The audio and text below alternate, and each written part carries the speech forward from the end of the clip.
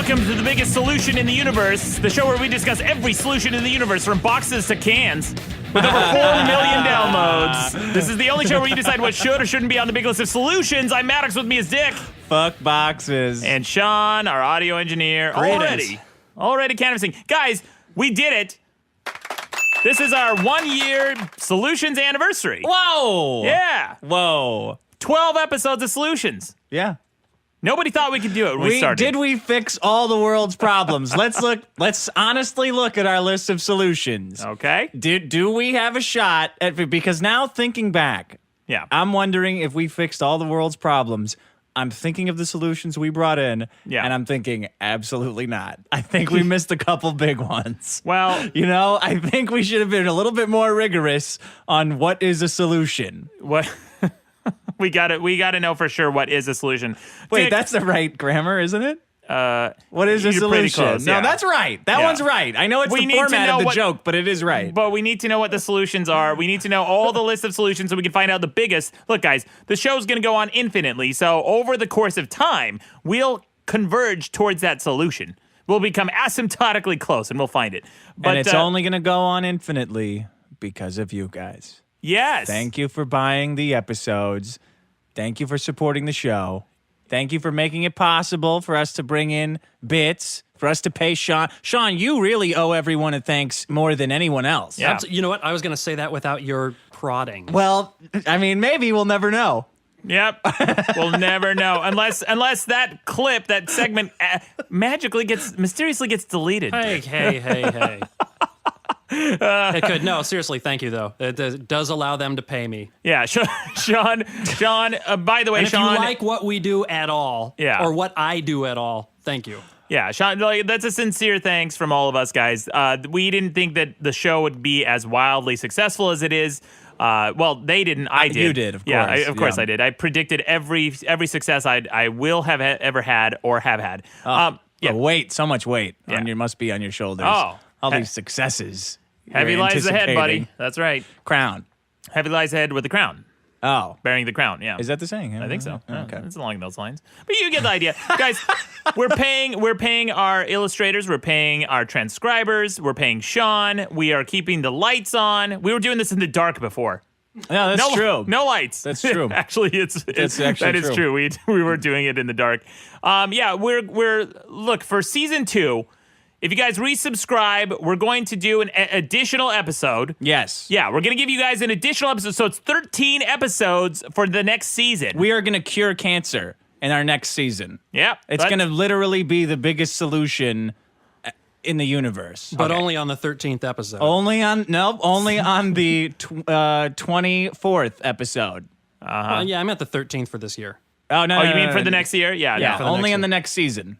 Guys, yeah, so thanks a lot. This has been great. If you like what you're listening to, resubscribe, tell a friend, buy this for a friend. Buy this for an enemy. Buy 2 for yourself. Yeah.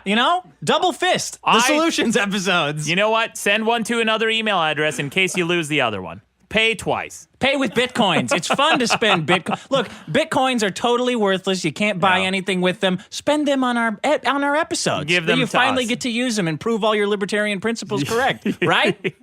That's what they're for. Like the 2 weirdos like in South America working for the CIA who are listening to the show who don't want to use credit cards. They're paying us with Bitcoins. So, okay, guys. You know what? Can I tell you a funny story about that? Yeah, what's up? So this kid, I don't want this to get out on the regular episode, but this kid sends me this big email sob story about how he's broke and he's young and he doesn't have a credit card and he's in Argentina. Yeah. And so he can't, he doesn't have access to buy the bonus episodes. So Right. He's like, dude, here, I'll give you the bonus episode. That's cool. Yeah. I've done that too. Yeah. Yeah. Well, okay. Every now and then, if someone's really hard on their luck, yeah. I'm never going to do it again, though, now that that's out. Wait, how many times has this been done? Sean, don't worry. Settle down. You're still getting paid, Sean. Don't worry about it, Sean. So that kid... It's with a CH. Yeah. Oh, I should get his name. I don't have his... I wrote it down for the other episode. Let me get it real fast. Javier Marco. Marco. So he sends me this email out of the blue that he did a remix of the song for the Problems episode. Huh. You want to hear it? Hear a little bit of it. It's let's really hear, cool. Let's hear it. That sounds awesome. Here you yeah. go. This is from Javier.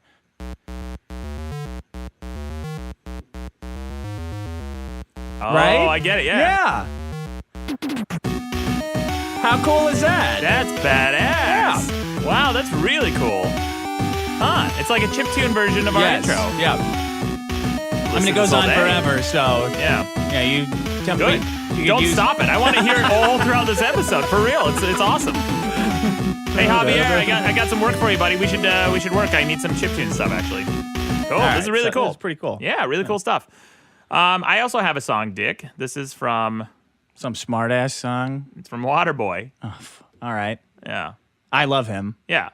He's provided several songs we've played on the show. He lives in Vegas. You should meet him at your game show. I'm going to. So what Waterboy did is he took this podcast and then created a trailer for a fake buddy cop film, starring you and I, Dick, and Sean. You make a well. You know, I'll just play the clip. Listen to this. It's our buddy cop trailer for the movie. Here it is. This Christmas in the LAPD. Man, listen to me. So I'm assigning you a new partner. What? Why? You need to start following the rules like the rest of us. Say hi to your new partner. Hey, what's up, buddy? Yeah. Bullshit! This is bullshit! Together, they attempt to fight crime. What's going on? You're like that moron who joins a Counter-Strike server and just spins around shooting everything with a shotgun. And I'm there with a fucking sniper, buddy. How long after you're gone? One bullet, one kill. But they're about to come across one of the most heinous criminals the police force has ever seen. One story the guys told me, the story I believe, was from his days in Turkey. They realized that to be in power, you just needed the will to do what the other guy wouldn't. We have some breaking news. 5 people killed over the past 9 days. Sexual assault, armed robbery, assault, and theft charges.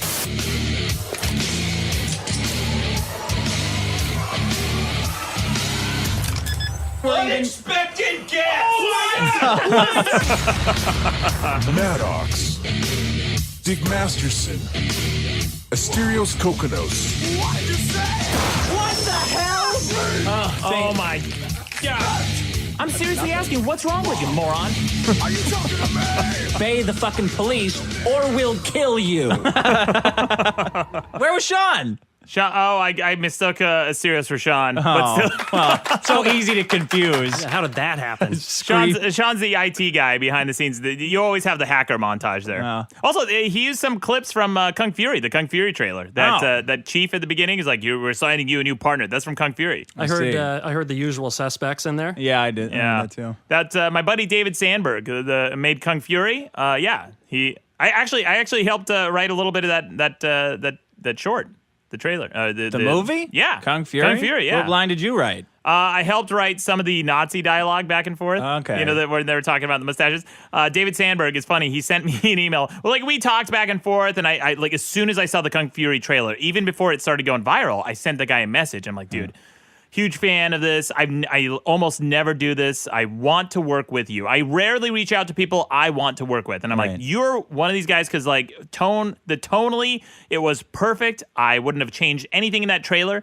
And he reached out to me. He's like, yeah, man, I'm a huge fan of your stuff, too. So when he came out to Los Angeles doing all his meetings and stuff, we hung out and, we talked about this. And so, like, 7 days before the trailer came out, he's like, hey, I need some help with this dialogue. Let's punch it up a bit. So, yeah, it was really fun. It turned out great, too, right? I wish you would have got to write a love scene. I did actually. I did write. I wrote a script, like kind of a spec script for him, to show him like what a scene would look like. And I did write a love scene with like a robot, a cybernetic ninja. Did that get into the movie? It did not. No. Okay. This is what I'm begging you, please. For the next season, can we get someone to read the lines of your love scene from the movie Bags of Sand, the romantic erotic journey? Please, let's have somebody read that scene, please. Dick, as a great lover of many women, I wouldn't know what a bag of sand feels like, all right? I've only felt breasts. You don't know what a bag of sand feels like? No, I've never held a bag of sand. Every time I want to hold a bag of sand, it turns into a boob.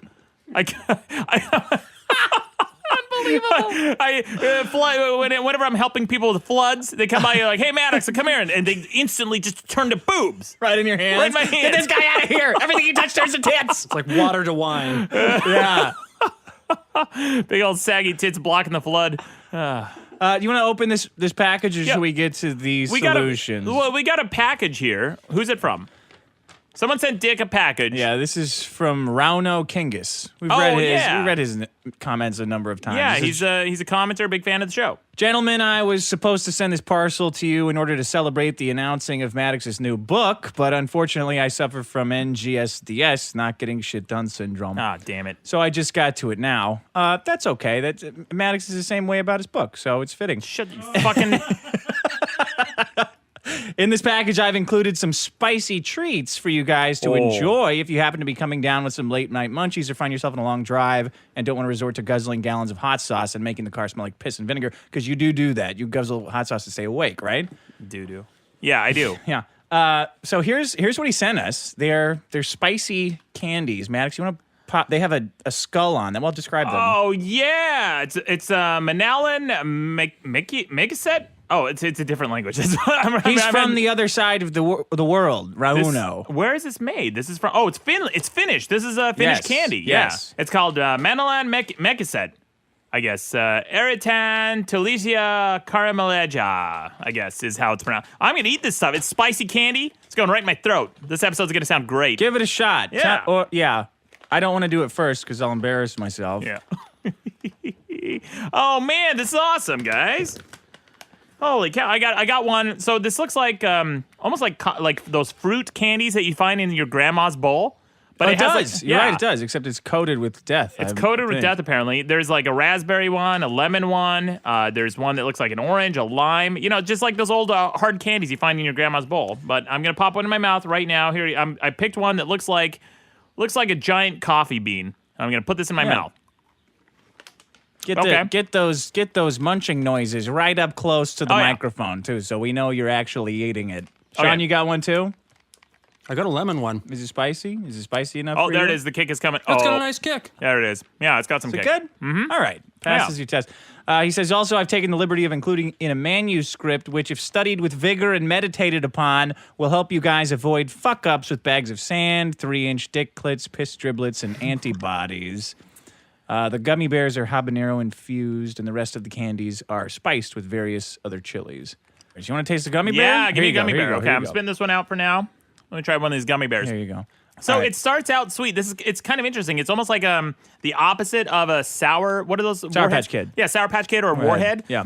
Where they start out really sour and then they get sweet. This starts out sweet and gets really spicy. Oh, really? Yeah, that's right. I don't know how they do that inside. Usually it's a coating. You're right. They start sweet and then they get spicy. They probably mix the pepper in with the syrup that they make the candy with and then coat it with sugar. So that's probably why that happens. Oh, these gummy bears, they all look yellow. And there's this gummy bear on the cover that has pierced ears. It looks like King Koopa. Yeah, he looks like King Koopa. He has a mohawk and he's shooting lasers out of his eyes. Yeah. All right, let's try one of these guys. It says Napalm Manali is what the cover says, whatever that is in Finnish. Oh, these guys are tiny, too. It's tiny, too. That means it's dangerous. Because the tiny ones have to evolve more power so they can fight off natural predators. Yeah. Okay, it starts out sweet. I like this. Oh, yeah. He's happy. It's really good, actually. I'll try one later. Sean doesn't eat whatever you tell him to eat for the sake of a show. If he's happy with the candy he's eating, he'll continue eating that candy, you motherfucker. That's what we know about Sean. That's what we got out of Sean. So this candy, this gummy bear tastes like orange, and it's really spicy. It's the same kind of heat that's from the other one. And it's a very neutral heat. I'll say that. It's a very even, neutral heat because it doesn't have any additional flavors to it. It's just heat.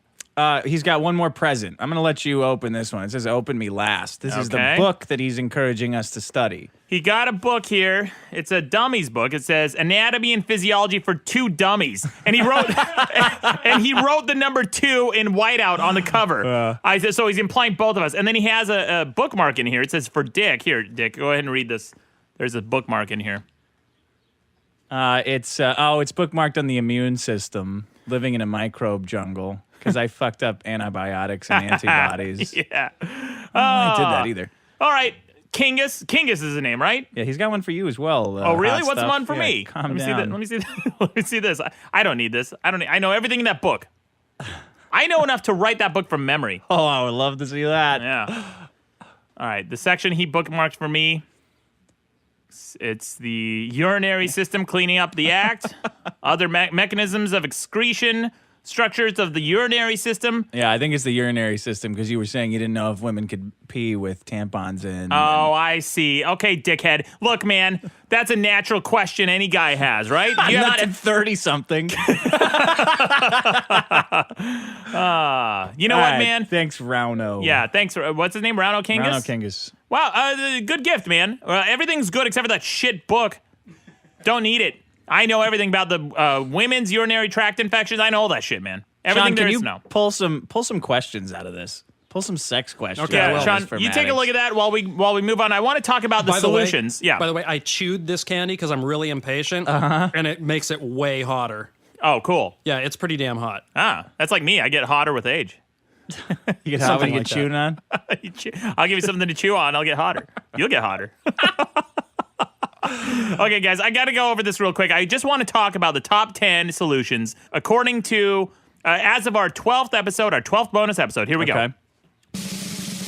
Number 1, biggest solution, nuclear power. Nuclear fucking power, baby. That's our number 1 solution. Big time. Dick, real sloppy defense of nuclear power. But that was my first day. That was your first day. That's okay. We'll give you a pass for that. You know, first day. You didn't like my plan to blanket the Earth in 15,000 nuclear power stations? That was ambitious. That was a Trumpian plan. If I've ever heard one that I'll you give you shit that. on. I'll agree that it was a Trumpian plan.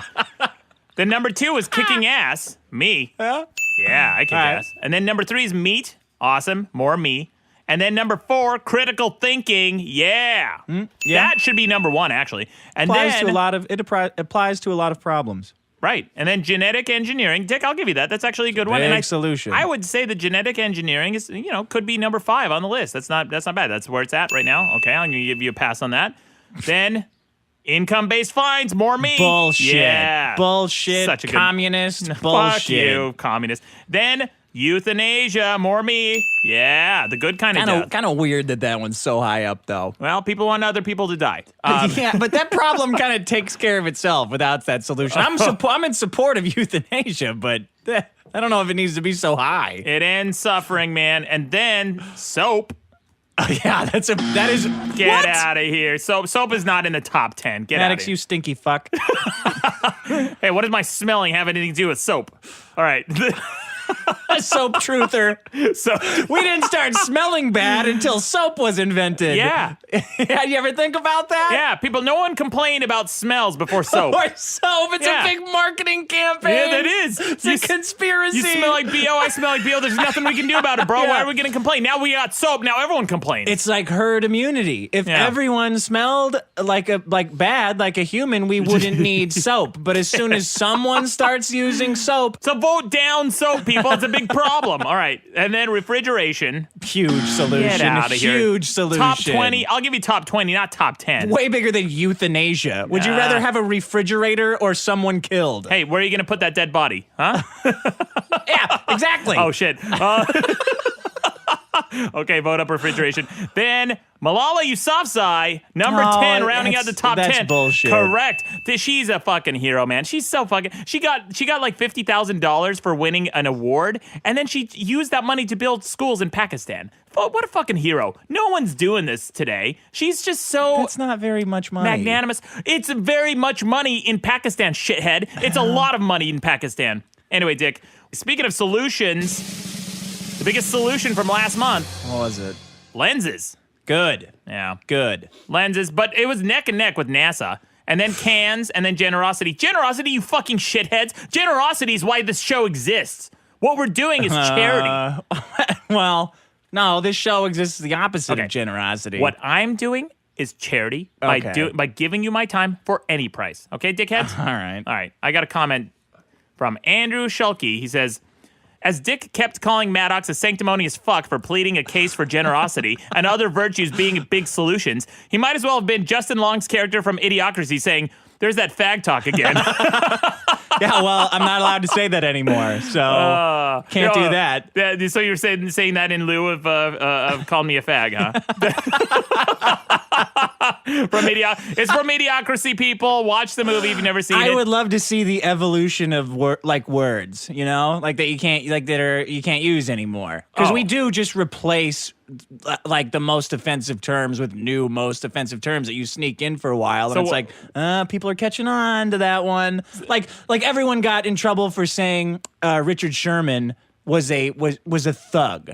Right? Like, you remember that? Which one was Richard Sherman was a very boisterous... coconut. Yeah, coconut. Coconut on the Seattle Seahawks. Well, Sean, what was he? Was he a receiver or running back? No. He's defense. He's a cornerback. Okay. Richard Sherman is a cornerback for the Seattle Seahawks, who is a Stanford grad, by the way. And what's the controversy? What's the controversy? No. What's the controversy? He would get loud and yell about what an awesome player he was, and he's the best in the game. Sounds like me. I like that guy. Yeah, but a bunch of people went on Facebook and called him a thug. Because and he it's got like crazy you're just using that. You're calling him the N-word, but you're using, you know. Yeah, you're I disagree thug. with that, though. No, if I you disagree with listen to him talk, he's highly intelligent. He's very funny too. He points out the hypocrisy that is the NFL. Time and time again. Yeah. He's a really bright guy. It's funny the way Sean just said that is the NFL. I did a quick scan of like that sentence 2 or 3 times, you know, a quick loop because to see if he said it in the same way you did. I've infected everyone's brain. Fuck. Now no one knows what's right and what's wrong. It's my paradise. Yeah, great, Dick. I got a comment here from. Well, it's all written in some weird language. It's Bulgarian. So I actually put his name into Google Translate to find out how to pronounce it, and it turns out Google translated it correctly. I think it's Stefan Topazov. Okay. Yeah, Topazov. He's Stefan from Bulgaria. He says, Dick did a splendid job at embodying the people who don't value science problem. Go vote it up while he fucks himself. Man, you were really on a tear last episode about NASA, but I got an email too from this guy. Well, I think you did a bad job of presenting NASA, but I did not. What were their biggest inventions according to you? They put a man on the moon, shithead. That's what I started with.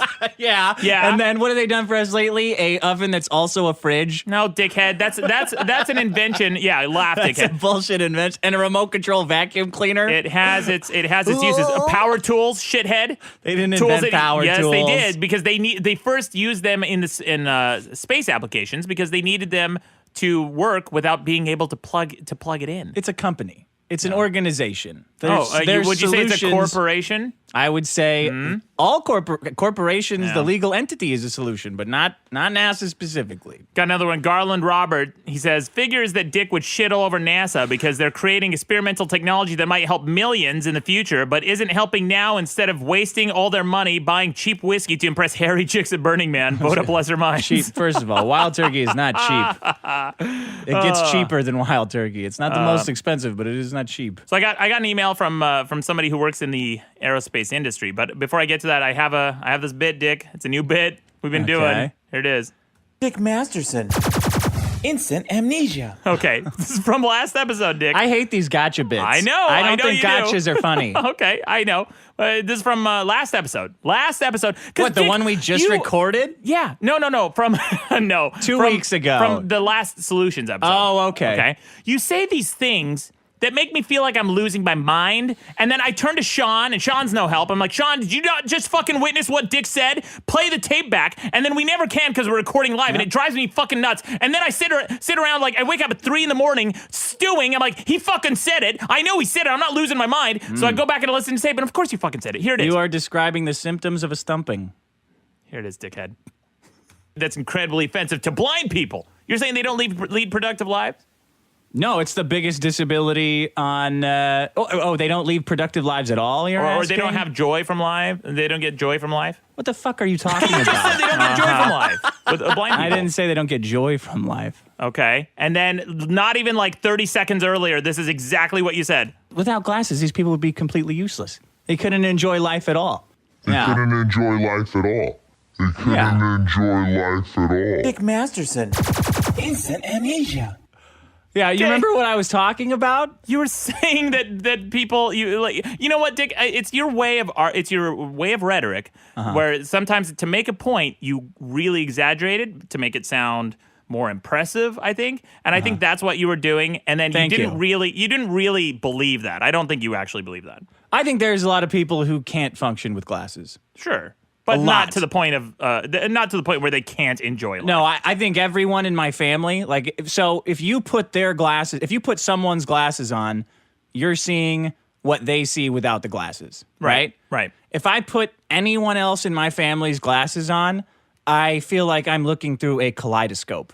Yeah. So that means without their glasses, it's like their head is permanently underwater. Like that's what they're seeing. Yeah. Like you can't function in the world with that kind of vision. Right, but you were making it, you didn't say that. You said that they get no joy from life. That's what you said. Yeah, I think if you're comparing those two things, like the ability to see 20/20, have your vision corrected from what is basically Vaseline smeared across your eyeballs versus like looking normally, which is what lenses. What are you saying? Words matter, man. If you say no joy in life, you can get a blowjob with your eyes shut. You don't need to see to enjoy a blowjob. You don't need to see to listen to music. What you don't need mean words matter? You I'm said trying to no describe joy in life. That's enjoyment. No enjoyment.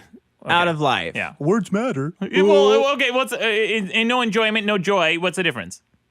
Yeah, I think if somebody's got 220 vision, is that how you say it? If you've got really horrible vision? No, it's 20/20, yeah. No, listen. If somebody's got really horrible vision, like 220, how do they say it? Is it 2200? I don't know. Whatever. If they're maxing out the scales at being blind, I think the comparison between having perfect lens fixed vision and that is no enjoyment. I think life would be pretty shitty if you had horrible fucked up eyes and lenses didn't exist. Well, I mean, I disagree because you can listen to music. Like I said, you can. I mean, there's. So what? You sitting in a tower listening to music all day? Well, Beethoven went deaf. No, that's a bad example. I'm trying to think of someone who Ray Charles. Ray Charles and Stevie Wonder have great lives, or had great lives. I don't know. I saw that movie. I don't know if I would call that a great life. But he had moments of joy. He enjoyed performing. There's a blind guy. I mean, it's a nuanced argument. I don't think you really meant what you said, but you said it nonetheless, and I'm not losing my mind. That's the important thing here. I knew you said it. I don't know. I think you need to have your eyes checked. Fucking shifty dick. Okay, tricky dick. Here we go, guys. One more comment here. This is from Andrew Ross Adams. He sent this all the way from Australia. He says, "Hi, Maddox." This is a bit of a long email. He says, "In the last bonus episode, you touched on the idea that scientists working in a commercial R&D environment might find their ability to innovate limited by the bottom line. You are quite apt in your supposition. A colleague of mine used to work at a world-leading innovator in Europe which specialized in laser technology. They ultimately became disgruntled and left the company after a major project that they had been working on for years was shelved because management changed and the decision was made that said project was taking too long, even though it was acknowledged that the project was going to succeed. Sidestepping the debate on the rectitude of the company's decision, the reason for this decision is plainly obvious. A company needs to make money. The project wasn't going fast enough, and the project got shut down. All the acquired knowledge was, of course, the property of the company, so it was not shared, and as a result, all the work in that area was totally snuffed out. This is far less likely to happen with government-funded research since the driving principles and motivations behind such research are not profit-oriented and focused instead on pure scientific advance. So you can tell, Dick, that SpaceX receives billions of dollars in funding from NASA, and on top of that, makes heavy use of technologies licensed to them by NASA, i.e. things invented by NASA." Yeah. What? Oh, I'm sorry. Were you stifling a yawn there, you fuck? What? Come on. Dude, that's exactly the point I was making. So if you have profit as a motive, you will not have these other things come up. And another example, these technologies. I love how you stack them up like this. Go ahead. What's the next one? What happens is when you have profit as a motive, you're always looking for something that could make the company money, but then you're going to miss out on these technologies that we discovered just through the pursuit of scientific knowledge and advancement. Like, for example, the Genome Project. The Human Genome Project originally was a government project. And then companies found out that you could get these patents on the genome. And then they started racing against the government to decode the human genome so they could patent certain gene sequences. Well, if companies patent certain gene sequences, Dick, that's really detrimental to the human race because then other scientists who want to use those gene sequences to, make life-saving drugs can't because some shithead company is sitting on the patent trying to make a buck off of it instead of letting some scientists look into that genome and work on it that's public domain. Anything government made is public domain. That's a really important distinction. Says the statist. I'm not a statist. You absolutely are. You're saying that you're saying that the government has to be in charge of research and that companies. You just said not necessarily. That companies, because they're so concerned with profits, necessarily stifle their own researchers, which you have to think is not true. It's not always true, Dick. I'm not an absolutist. I'm not saying that companies are always doing this or states are always doing that. I'm saying that sometimes I can see that some value, some virtue in state-sponsored scientific research as opposed to corporate-sponsored research. Sure, some. I just don't think NASA is a solution, that's all. I think space travel is a solution, satellites are a solution, but here's what my definition of a solution is. Without this solution, how bad was the problem? So without the solution of NASA, you've got a number of other organizations that could have picked up the pieces. Yeah, but you're arguing a could have. You're not arguing. But that's why I don't think it's the biggest solution. Then where are these? Where are the private companies sending men to the moon? Where are they? Well, what do we need that for then? You don't know. What problem? What's the problem that it solved? There was no flag on the moon. Well, we fixed that huge problem. Dick. Way to go. We put a bunch of footprints out in outer space. Boo. You dumb, you fucking, you anti-intellectual Luddite. Why are you in front of me? Why aren't you in a cave somewhere? Scrawling and scribbling, Maybe you your own should take shit? everyone's money and build a cave for me. Like you're doing all your research with other people's money. Banging hairy chicks at Burning Man. Look, right, man. No, I just want to say this. If you go to the moon and you find out, oh man, the moon's made of gold, and they brought back bushels of gold from the moon, then you would have been like, oh, okay, that was a worthy endeavor. But you wouldn't have known that had they not gone in the first place. So you got lucky. You were using the benefit of their work, their hard work, to discredit their hard work. That's fucking bullshit. It's not a benefit. I wouldn't have said good. You did a good thing. You went to the moon and you happened to find a shitload of methane deposits. It still's not a good thing to me. Like it's not my favorite solution.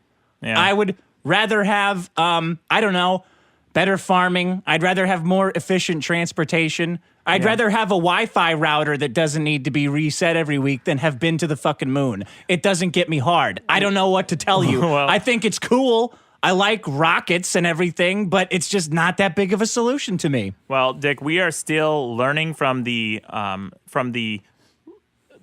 problems that we solved in tackling the monumental difficulty of landing on the moon. We are still learning from those problems that we solved, and we are reaping the benefits of that research and technology, and will for centuries to come. Well, I think the Air Force could have done it too. But didn't. Or DARPA. Because they didn't get given the money to do it. So why is NASA the biggest fucking solution when any one of those other companies could have hired the same German scientists to do the same fucking thing? Could have, but didn't. Because they didn't get the money to do it. Because they weren't given a shitload of money by the government to do it. That's my whole point. They just arbitrarily picked an organization to give it to. And now, wow, you guys are the heroes. You got a ton of money, more than anybody else, and you did X with it. Great. So that's why NASA specifically is not my biggest solution. That's all. Yeah, but if they had given it to the Air Force or DARPA, would you have been happy with their work? What do you mean? Because they're still state-sponsored. Well, they're still state-sponsored. Of course not. Okay. Of course not. All right. I'm just saying that's why NASA specifically not my biggest solution. But you don't see any value in. Of course, there's government. value. Okay. You just don't like it. I just don't like what? My money going to things that I wouldn't have given it to voluntarily? No, that's the definition of what the worst thing that I can imagine. Okay. Taking my money, giving it to someone I would not have otherwise given it to. Yeah. That's a little thing I like to call theft. The libertarianism. Yeah, that's where it becomes libertarian. Because what next? Take it and give it to somebody who wants to go get humanities master's at Berkeley. Yeah, I wouldn't have done that. I'm not giving my money to any fucking millennials who want to go get educated more on something that's worthless. So how is it not theft? How is it not the same? I wouldn't have done it. Yeah. Well, okay. All right, Dick. I mean, this is a whole. It's a whole thing. It's a whole thing. Yeah. So what? Do you want to do a solution? You want to go first? I do want to do a solution. You should. You want to? Do you want to go first? No, I don't. I don't really. I don't need to. Okay, I got one. I got a real big solution, Dick. Okay. It better not be bullshit. No, my solution is not bullshit, Dick. It is Bill Gates. Almost sounds like bullshit, but it's not. It does sound like bullshit. It is Bill Gates. Dick, Bill Gates is the man. He's the guy who brought affordable personal computing to the masses. Basically, he built the personal computer industry. The entire personal computers didn't really exist before Bill Gates, not in an affordable way. Yeah. The philosophy of his company is to make device-agnostic software. That is an important distinction that is lost on all these dipshits who use Apple products or even Unix products that are not hardware-agnostic. Hardware-agnostic or device-agnostic means that you can create any device and interface it with the operating system. You don't need to go through some hoops. You don't need to buy some specific license from them. You don't need to. It works with different devices. You need to make the driver. Well, of course, you need to work. You need to work on it. Yeah, but you need to do that for Unix too. It's just harder because no one's working on it. Well, yeah, that's true. It opens doors to a lot of manufacturers to create products for your operating system, not just a handful like an Apple or highly customized mainframe architectures. That's the problem with mainframe architectures and really specialized Unix systems is that they close it off to a lot of manufacturers. And so, people say Apple products work better, but they only work more better. Get it straight. Yeah, that's how they say it. They say they work more better, but the reason people say that is because Apple has very limited number of devices that work on their system. Well, yeah, it's a positive. Well, if you limit, it's a positive to you, but it's shitty for the economy and it's shitty for manufacturers. It's shitty for jobs. It's shitty for employment. It reduces competition. It's a shitty fucking system. Windows came along and changed all of that. Yeah. Apple, and by the way, Dick, Apple wouldn't exist without Bill Gates. In 1997, Apple was about to close its doors, but Bill Gates saved the company with a $150 million investment. They kept the lights on at Apple. Steve Jobs was grateful for it. And that's when Steve Jobs changed his philosophy from one that says, we need to stop thinking that Microsoft needs to lose in order for Apple to win. Right. And that's when Steve Jobs changed his philosophy and changed it so that he was no longer necessarily competing with Microsoft. Steve Jobs started to look into different areas that Microsoft wasn't doing. Like Microsoft had won the... what year is this are you talking 1997. about? 1997. Yeah. Microsoft had won the OS wars. Microsoft had won the browser wars. Microsoft was king shit. In fact, I'm not going to say that this was an entirely altruistic move by Bill Gates because Microsoft was under fire for antitrust monopolies. Yeah, right? I remember that. Yeah. And so... part of the reason that Microsoft may have done this is to artificially show that, we still have some competition in the market. So I'm not going to say it's purely altruism, but Microsoft did bail out Steve Jobs when they needed it. What's important is that he believed in Apple. He knew it would be a good product and a good company. And Bill Gates, your solution, in his infinite wisdom, saw to bolster them financially. Yeah.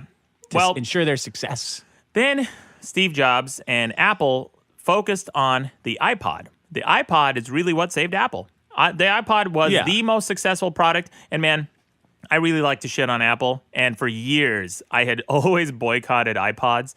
And I thought, I don't fucking need that shit. I used Sansa.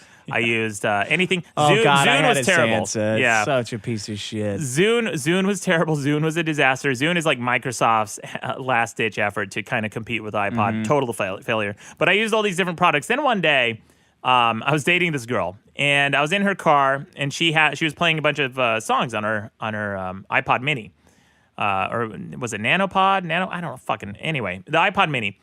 She said, "Hey, can you change a song for me?" I'm like, "Yeah, sure." I picked it up, started cycling through the songs, really intuitive. That thing's cool. Really intuitive. Yeah. I went to the home menu. Everything just worked seamlessly. It's fun. The user experience. I'm sorry, what'd you say? Seamlessly. Everything just worked seamlessly. Yeah, on this one product. Okay. Yeah, there's still huge forums of problems that people have with their Macs shithead, and myself included. I'm working on a Mac right now on this game show. It's driving me nuts. Oh man. Anyway, this product, Dick, I used it and I said, you know what? I hate Apple. I've been shitting on them for years, and God, I really wanted to hate this product, but it's a good product. I gotta give credit where credit is due. It's a good product. But anyway, man, we're getting off base here. We're going back to Bill Gates here. So Bill Gates made all his money, right? And what does he do with all his money? He's the world's richest man. He's giving it away. He's giving it away. His charities have saved countless lives with an estimated $41.3 billion. Yeah. Billion dollars that he has given to charity. And his goal, part of his foundation's goal, was to eradicate polio from the world. we are about 99% for the first time in history, thanks in part to the Bill and Melinda Gates Foundation, we are 99% free of polio. What did Steve Jobs do with all his money? He died. Yeah, he died. He buried it up as buried it right kind up of as a rough patch for him. Yeah. I guess. Steve Jobs is famously not charitable. Steve Jobs fired one of the founding people of Apple because he didn't want to give him any more money. Steve Jobs who fucked was? Steve. No, there was another guy. It was in one of his many fucking movies. You that mean the people, first, the Wozniak? one out of the three? No, they had another investor, but that investor wanted the money back. The guy who'd be worth like $50 billion. It was Steve Jobs, Wozniak, and one other dude. And the other dude put in like $5,000, but he wanted his money back. Steve didn't. No. This was when they were when Apple was first getting its IPO. Yeah. The CFO of Apple, not Steve Jobs, the CFO, I think, was talking to Steve Jobs, and he said, okay, what % share do you want to give to this guy? What Sure. % share do you want to give to Woz? And so on and so forth. Then it came to one of the founders of Apple. Mm-hmm. He said, what percentage do you want to give him? He said, nothing. No. He said, fuck him. I mean, that's. Gave him nothing. I don't think that's comparable to curing polio. Like, someone's business decisions are very different than their generosity on a global scale. I'm drawing contrast. Well, we don't know. First of all, Steve Jobs, if he was charitable, we don't know. We've never seen any kind of charitable. In fact, people have looked at the tax filings of Apple and the tax filings of Steve Jobs, and they've never seen any huge charitable contributions ever. So I'm just drawing contrast of these two CEOs because they're in the same industry. They're very comparable. They get compared a lot, and I think that not to detract from Steve Jobs' strength, which is marketing, and Bill Gates' strength, which is I don't know, man. Bill Gates actually. Bill Gates' strengths? Well, he started out as a programmer. He used to program. He basically wrote the basic programming language. Yeah. No, Oh, DOS. basic? DOS is based on another operating system called CP/M. Oh. Microsoft was both Apple and Microsoft stole a lot of technology from Sure. Xerox. They copied a lot of stuff blatantly, Yeah. which, by the way, back to NASA, Xerox got a lot of their designs and their inspiration from technologies that NASA developed. That's a fact. So it all comes back to NASA. Anyway. This is from the Bill and Melinda Gates Foundation. Current number of foundation employees. So they have 1,382 employees just in their charity foundations. The total foundation trust endowments, $41.3 billion. Total grant payments since inception is $34.5 billion. In 2014, direct grantee support, $3.9 billion. 2013, $3.6 billion. A labor-intensive and coordinated campaign led by the Indian government, Rotary, the Bill and Melinda Gates Foundation, and the Global Polio Initiative deployed 2 million staff to vaccinate 170 million children throughout the country in India on 2 dates to help finally wipe out the disease. They eradicated polio in India. Yeah. Yeah. Well, when anybody shits on rich people, I always wonder if they even know any of this stuff about Bill Gates. Like I feel like there is a general consensus, or at least like a tacit one, about rich people being greedy, and how like the super wealthy are all just bad guys, like grubbing money and taking advantage. And it's like, well, this guy cured polio. Like, sorry, you get to work on the weekend at your life of bagging groceries at your job that will one day be replaced by a robot. But this super wealthy man made the entire world a better place with all his money. Yeah. What the fuck have you done? You know what I mean? Yeah, but Dick, I think these are the exceptions and not the rules. No, because Warren Buffett go on tours. That's two.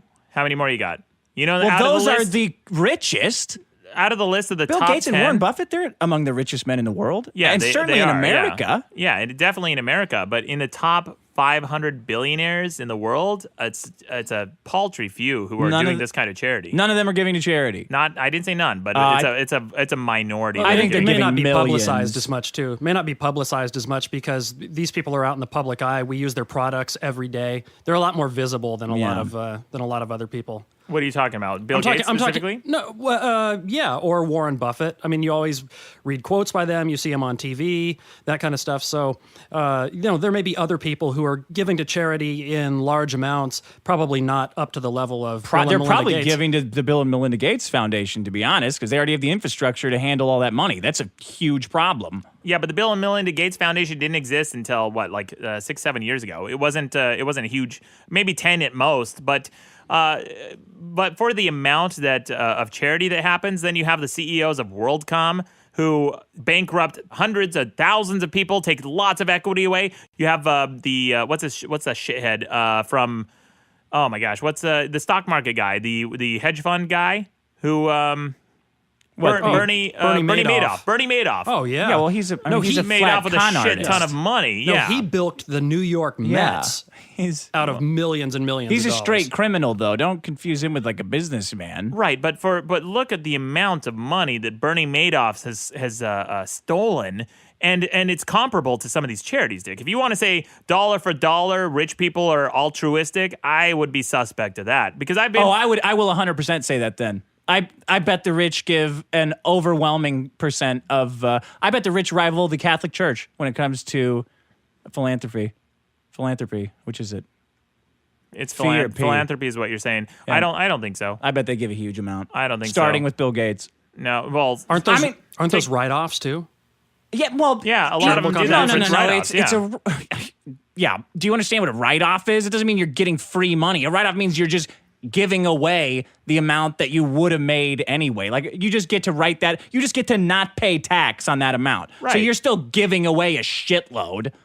But it's still it's to avoid taxes. Like it's almost not like to a bitter avoid taxes. It is. It's almost that's like a not bitter, how a write-off works. No, but it's almost like a bitter last pill. It's like, well, if I have to pay these taxes, then I'm at least going to give it to a foundation that I like. Your or a understanding cause of that I write-offs is 100% wrong. Then if go you on think and explain it. It's you get to not pay the tax on that amount. So if I gave away 10 grand, right, I don't have to pay tax on that 10 grand if I gave it to a charity. Yeah. And there's a limit. Right. So I don't have to pay in that tax bracket like $4,000. Right. So I'm still losing 6 grand. It's not a bitter pill. It's not a last ditch effort. I'm just saying, in addition to the $4,000 that I would have had to give to the government, I'm going to give an additional $6,000 and just give it all to charity. Okay. You're not making any. You're not right. You're not like. Well, you're paying less taxes. No, you're paying more. You're doubling the amount you would have had to pay, except you're giving it to someone else. Yeah, I don't know. Well, what else with Bill Gates? These are the goals of his foundation. In 2030, polio and guinea worm. These are things they're trying to eradicate. Polio and guinea worm completely eradicated from Earth for the first time. Other possible candidates for eradication. So Bill Gates wrote this letter. This is from BusinessInsider.com. Bill Gates wrote this letter saying that he was going to focus on 4 ills that are hurting people and humanity, and they're going to try to eradicate them. Mm-hmm. Other possible candidates include elephantitis, river blindness, and blinding trachoma, which are just horrible, horrible things. But back to polio for a second. Dick, this is from the World Health Organization. It says, while polio is a distant memory in most of the world, the disease still gets in some places and mainly affects children under the age of 5. 1 in 200 infections leads to irreversible paralysis, usually in the legs. Among those paralyzed, 5 to 10% die when their breathing muscles become immobilized. He eradicated polio in India, man. You think paralysis is a big problem? Well, Bill Gates is helping solve that problem. Yeah. And we're 99% of the way to eradicating it globally. In 1988, when the Global Polio Eradication Initiative was formed, polio paralyzed more than 350,000 people per year. Since that time, polio case numbers have decreased by more than 99%, with only 416 polio cases reported in 2013, due in large part to the Bill and Melinda Gates Foundation. Bill Gates, whatever you think of his operating systems and whatever you think of his products, which, by the way, I use Windows. I'm not a huge fan of it. I hate Windows and I hate OS X. I hate them for different reasons, but I use the operating system. My philosophy towards operating systems is to use whatever it takes to get my job done as quickly as possible. And there's nothing that gets my job done quicker than the Windows operating system. That's not to say that it's not a flawed operating system. That's not to say that I like it. But whatever you think of his operating system, Bill Gates, very powerful man, very rich man, very magnanimous, generosity, vote up Bill Gates. That's I don't my spiel. understand why Windows got all the hate that it did back in the 90s. Because it was a monopoly and it was awful. When they created Internet Explorer as an extension of the operating system where you couldn't uninstall it, where you had to use Internet Explorer, they were completely monopolistic. Well, you didn't have to. You could use Netscape. No, but you couldn't get rid of Internet Explorer. Microsoft intentionally crippled the operating system if you tried to uninstall Internet Explorer because they said they integrated it into the operating system Explorer so that Internet Explorer was inseparable from the Explorer that you checked your drives from. It was awful. That awful. still sounds insane to me. Yeah. Like them trying to innovate on their own piece of software and you can't excise out a part of it for no reason. Like, and then they're somehow culpable for that. Like, they were trying to make an experience. They were trying to make a unified experience. Why aren't you? You were the biggest cynic I know, and why aren't you cynical of their motives, Dick? This was purely a cash grab. They were just trying to. It was a monopolistic move. I don't know. I just don't see it like that. It was because Windows 95 didn't have it integrated into the operating system. And then on Windows 98 and Windows ME, that's when they started integrating it. And that's when people really started to bring down the banhammer. They're like, dude, it just you seems guys like have a the feature. complete market. It just seems like it's the same reason like Google's all over Chrome. Like, yeah, like I can't do Yahoo stuff with Chrome. It doesn't let me. But that's Chrome hardware. No one's impugning Apple for having Apple hardware. Chrome the browser. What about it? That it integrates heavily with Google. The search engine? Yeah. Well, yeah, it's a search engine, well, and then yeah. also, but it's not also your operating system. It's not also your web browser. Microsoft was near the point. They had this website I used to link to way back when I first started my website in 1997. It was the Microsoft Monopoly clock, and it was always hovering around 11:55 at midnight. And it was because there was a point where Microsoft, I think during the court case, one of the prosecutors just turned to the court and they said, "Ladies and gentlemen, who here uses Microsoft products on their computers?" And everyone in the courtroom raised their hand, and he turned to the judge and says, "Your Honor, that's a monopoly." Yeah, that's the kind of stupid reason that I just don't understand why it works on everybody. Like, it's a great product. Nothing else works. What are you going to use? No, it wasn't a great product. It was Windows? No, man. Windows. So here's what happened with Windows. I hate that you're making me shit on my own problem here, my own solution. Well, I used it just as long as you did, and I never had that big of a problem with it. Like, it crashed all the time, but I used Windows 95, buddy, for like 10 or 11 years. Windows 95. Maddox, I installed it the day it came out. Like, you couldn't have used it longer. I did. How long did you use Windows 95? The day it came out. But when did you stop using it? Oh shit! I have no idea. Yeah, I stopped using Windows 95 way longer than its prime than its expiration date. I stopped using Windows 95. I think like 5 different versions of Windows afterwards, and it got to the point where Windows 95 for me it was rock solid. It never crashed for me. My computer had uptimes of 3 months, and I never turn off my computers. So. I kept using it to the point of obsolescence where even viruses wouldn't run on it because viruses were written for newer operating systems. So I would like occasionally download something that was bad and it wouldn't run. And I looked into it and I was like, why is this crashing? And I looked at it and it was a virus. I'm like, oh, it's incompatible with my operating system. Right. So I had security through obscurity at that point. Security through obsolescence. Yeah. All right, you got more for Bill Gates? Is that your solution? Yeah, no, that's about all I got. Yeah. All right, here's my solution. Lifting. Lifting. What do you know about lifting, Dick? Oh, please. Do you lift, bro? I have been lifting. I've been lifting my whole life. Yeah. Sean, do you lift? You look like you lift. I do. Do you even lift? Not like I used to, though. Not like you. I have trouble getting. That's the best answer. I have trouble getting up the motivation. Yeah. You have trouble getting up. Well, you should. No, that's fine. It's the motivation to go lift. Look, sometimes. You know the joke, do you even lift? Bro. Right? Yeah. You know that joke. Yeah. Right? Is it a joke? It's not a joke. Yeah. Because all the problems you have in your life can be made better with this one thing. That's why they ask. What's your problem? Is it with women? Are you doing this? Are you doing this? Are you going here? Then wait a minute. Let's get down to brass tacks here. Do you even lift? Like that's what's your problem in life? What's your problem with your job? Let's go all the way back. Do you even lift? You want me to read Dick, you? My car won't start. Do you lift? All right, Dick. Let's start there. All right, Dick. My family's estranged from me because they're assholes. Well, first of all, lifting will cure that need to be validated by your family. It has only huge benefits, and I'll go through some of them. Living longer. How about that one? Okay. Most forms of regular exercise can add years to your life, but strength training in particular has big benefits. As we get older, the more muscle we have, the less likely we are to die prematurely. I'll give you that. Where's that from? What's your source? UCLA. Okay. 2014 research. Sean and I were UCLA. both like, oh my God, it's a real source. We look at each other, we're like, Yeah, that checks out. good source. Yeah, because I found an article that lists all these reasons and had all of these good course. sources.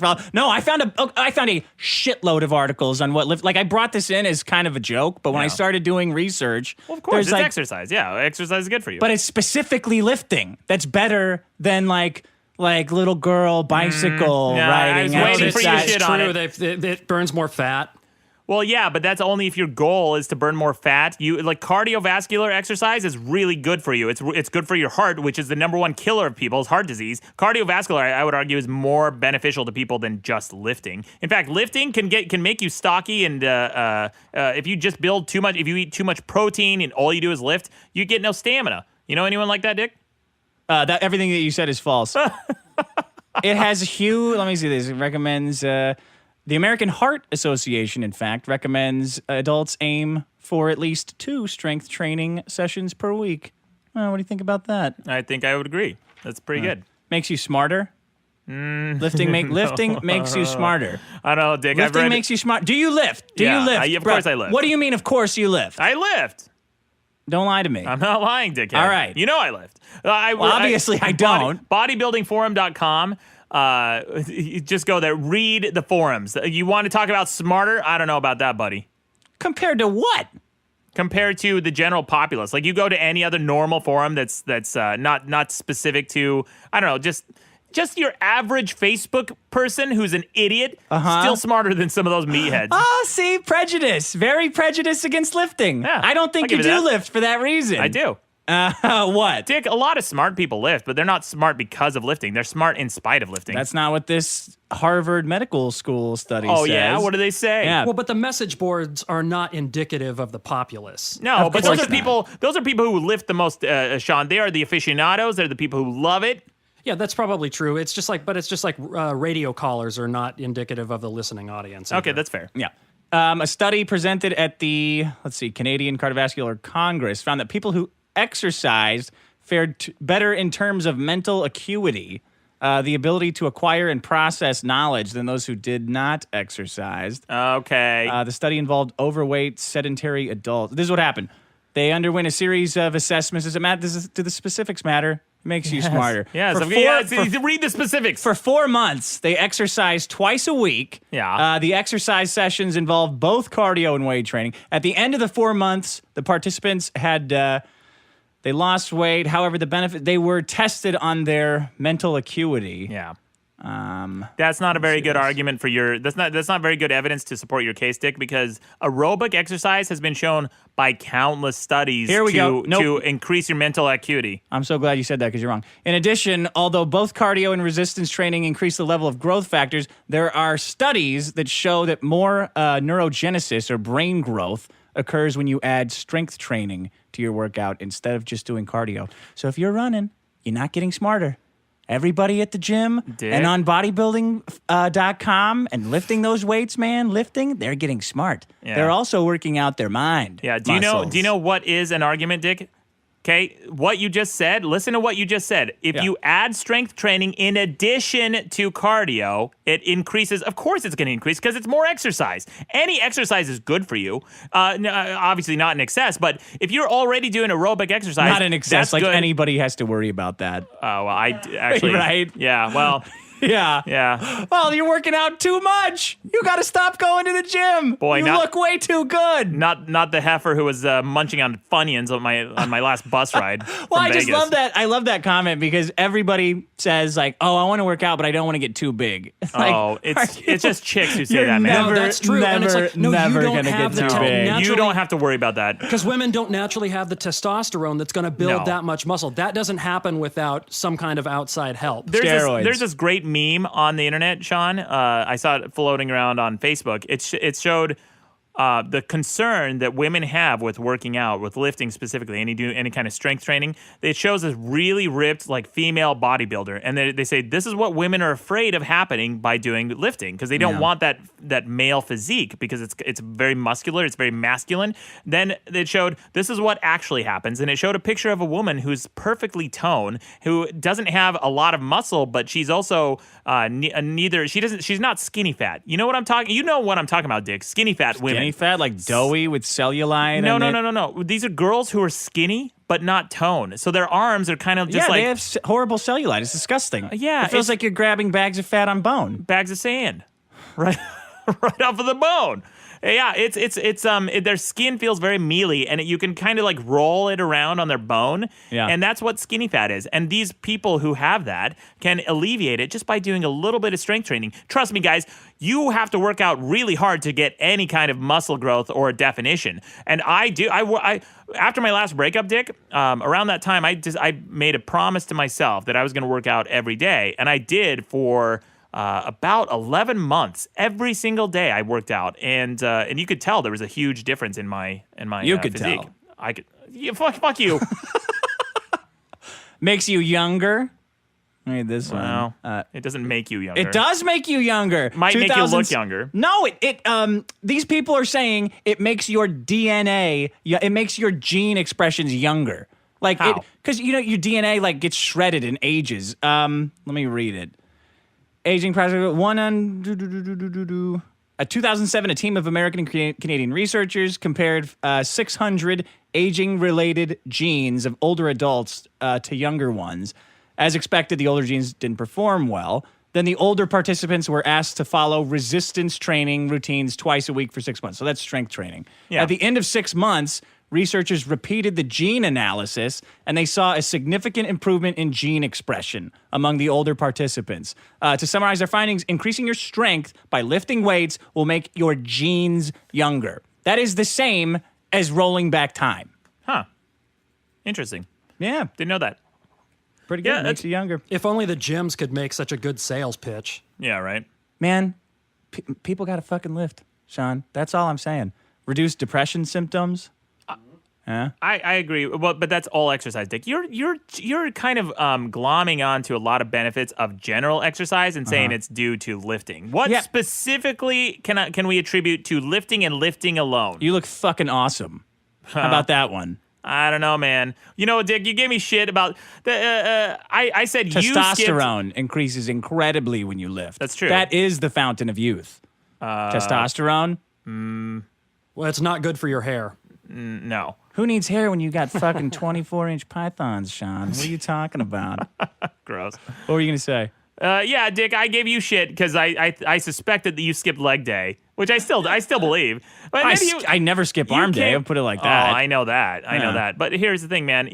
Lifting, like, guys, this is a problem with guys who lift, is they tend to only focus on their arms, and they all look like big meatheads. They just look like little big meatheads. There's a meme on the internet, guys who skip leg day, and it's just Mighty like Mouse. Yeah, they look like Mighty Mouse. They look like Mighty Mouse, or what's his name? The blonde haired dude, Johnny Bravo. Johnny Bravo. They look like Johnny Bravo. It's ridiculous, but it makes you look awesome to a point, because at some point you can see these guys in the bars too. They look like big meatheads, and they're all chest and no legs. They just look like they're top heavy and they're about to tip over, like an upside down bowling pin. Yeah. So what? Stop before you get there?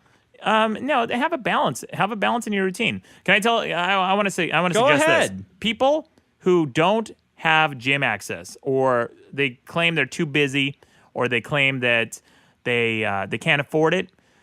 Guys, it doesn't take much to do any kind of resistance training, because just start out doing push-ups. Try to do 10 push-ups a week, then 10 push-ups a day, then move it up. Start to do 50 push-ups a session, 100 push-ups a session. You'll notice a huge difference in your physique, in your tone, in your stamina, in your health, and you will think better and clearer, and you'll sleep better too. No, go to the gym. Get on an Olympic routine immediately. Start doing deadlifts. Don't worry about form. Doesn't matter. You'll throw your back out a couple times, but you'll learn. It's totally okay. You can pop that spine right back in place. Oh, what are you, a chiropractor? Yeah. Do you think chiropractor's real? by the way? No, yeah. they're all bogus. That's I what I remember, thought. Here's why. Here's when I tested it one time. I was at a vitamin shop and buying some supplements or whatever, and there was this guy there who had a chiropractor stand, and he said, we can check your spine for alignment. And I went there. I didn't have any problems with my back, thankfully. I felt fine. No back pain whatsoever. But my girlfriend at the time did. And I thought, well, I'll go through this routine and see what it's like just so I can give the suggestion to her. So she can come, right? I stand up on this thing. It's like this big goofy thing, and they're trying to align your spine, all this other bullshit. And they're like, oh, your spine's really out of alignment. They're like, you must be suffering terrible back pain. And I said, no, actually, I was just doing this for my girlfriend. And then I did, of course, I told my girlfriend, do not go to a chiropractor. I don't trust those guys. Relieve stress? You're always quoting stress is such a big problem, right? I don't think I have, but it is a problem, yeah. You're always mentioning it on why the inconvenient problems are a big deal. That's because of stress.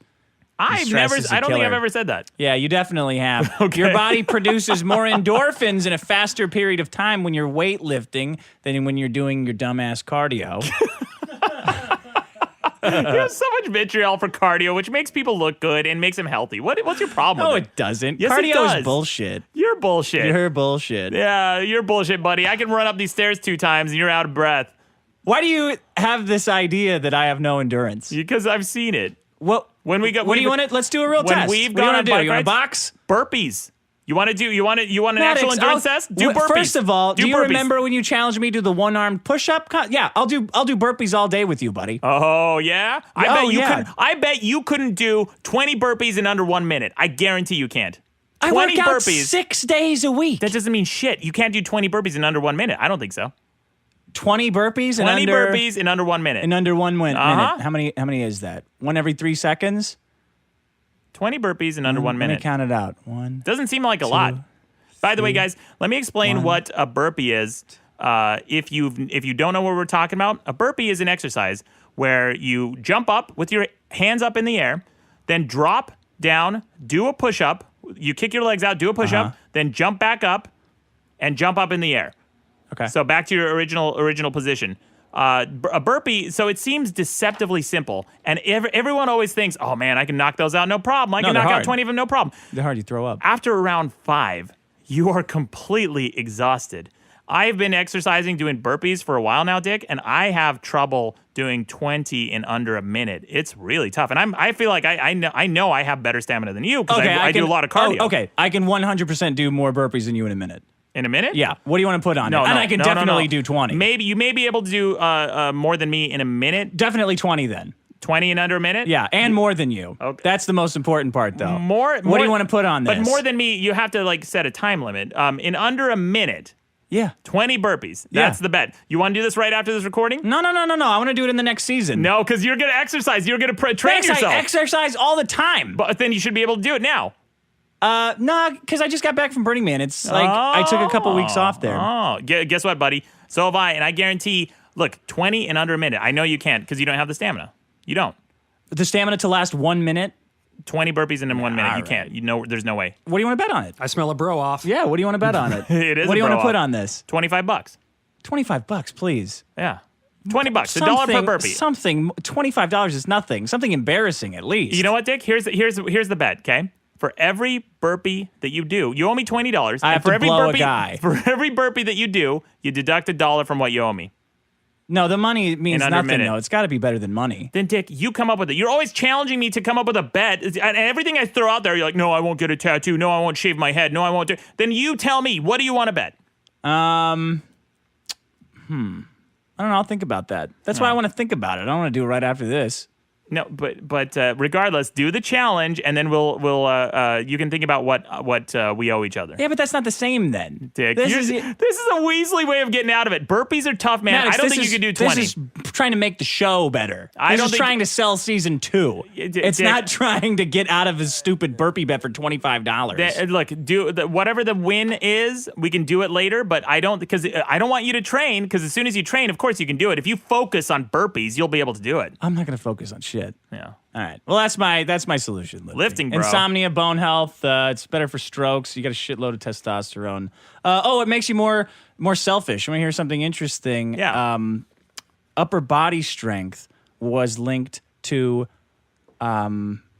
politics.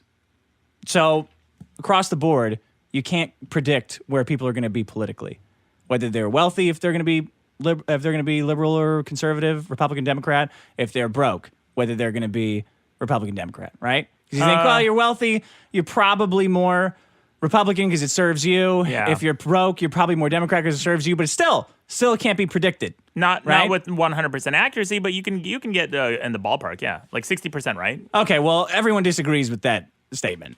That's not true. You're Yeah, just like 60% right. It has been. You can link it to upper body strength, measuring like biceps and upper body strength.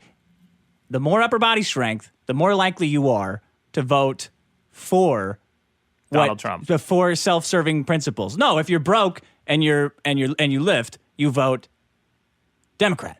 Huh. If you're wealthy and you lift, you vote Republican. Like it makes you more self-serving. I don't know, man. That's great. I would That's love a good effect of lifting. I would love to believe that, but it's also one of those goofy things where it's like causation does not correlation is not causation in this case specifically, because it also sounds like one of those goofy things like, oh, the mask that sells the most on Halloween of the presidential candidate is usually determining of the president. It's like, yeah, okay, maybe, but there's no evidence. Oh, there you go. That's an the interesting research. correlation. That's an interesting Pretty correlation. interesting. I wonder if you looked more into those stats, if you found that people who lift also happen to do something else. Like, for example, there's this study that came out a while back that said vitamin supplements don't have any effect on people. And that was the headline. That was the big headline. Everyone's like, oh, don't take vitamins. They don't do anything. But I looked into it, and the study was they looked at people who take vitamins and looked at their rates of cancer and rates of heart disease and rates of things that kill people generally. And they said, well, they don't have lower rates of heart disease and cancer, et cetera, et cetera. That's not where we're taking vitamins. Yeah. And they also neglected to take into consideration to control for the variable that people who do take vitamins are generally already living healthy lifestyles. So they didn't control like a group that smokes that takes vitamins versus a group that doesn't smoke and takes vitamins, et cetera, et cetera. Like it's hard to control for shit like that. That sounds kind of goofy. Anyway, man. Erectile dysfunction also. Helps with that. Yeah, lifting helps with erectile. It helps with Strength training has been shown to reduce almost all the major risk factors for erectile dysfunction. Yeah, unless you take steroids. Bunch of juice heads. What's the testosterone again? Yeah. Yeah. I got another solution, Dick. This is a little bit longer, but I got another solution. How's this for a solution?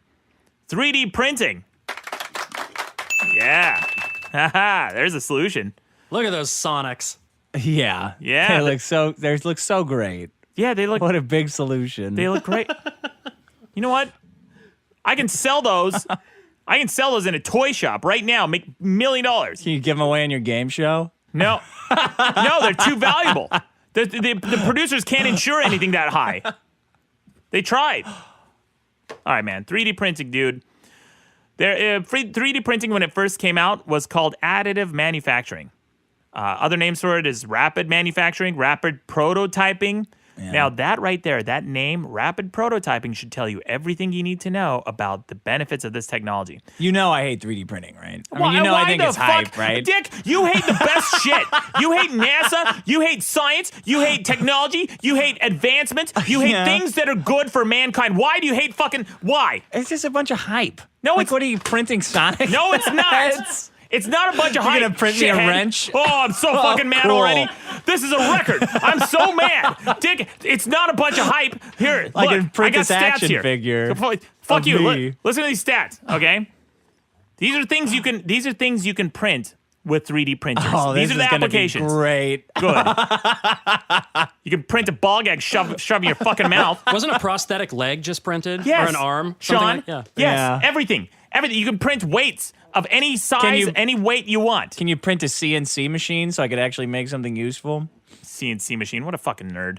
CNC machines are from the 90s, shithead. We've moved on to 3D printers, buddy. That's the Rolls Royce of technology, of manufacturing technology. You want a CNC machine? Which one? Wait, which one's the Rolls Royce? 3D printers. Oh, okay. You can print way more complex designs. You can manufacture way more complex objects with 3D printers than you can make with a CNC machine. Is that true? Yes. Like what? You can make, like, for example, a rhomboid. You can create any kind of, like, complex geometric figure. Here's car's something. fucked up. I need another rhomboid. Dumb shit. Listen, you can Your create... rhomboid's busted. Oh boy.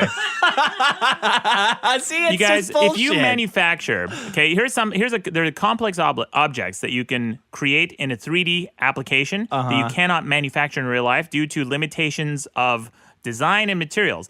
For example, if you wanted to create the most rigid structures in the world are ones that have lattices built in them, like Right. honeycombs and cardboard. If you look at the ridges of a cardboard, it goes zigzag back and forth, and it's just basically like scrunched up paper, but essentially they're making little trusses. And those Right. trusses are geometrically strong. They're powerful. But you could make an improved truss if you created a little... it's almost like a hexagonal shape that has interlocking hexagons inside of it. That's tremendously difficult. It's trivial to create in a mathematical application, but it's tremendously difficult to manufacture and engineer something like that. You can't do that with a CNC machine because the tips can't go inside the machine to create little holes where it needs to. The only way you can do that is through 3D printing manufacturing. So you're making what? Better cardboard? You're making better everything, buddy. Listen to this.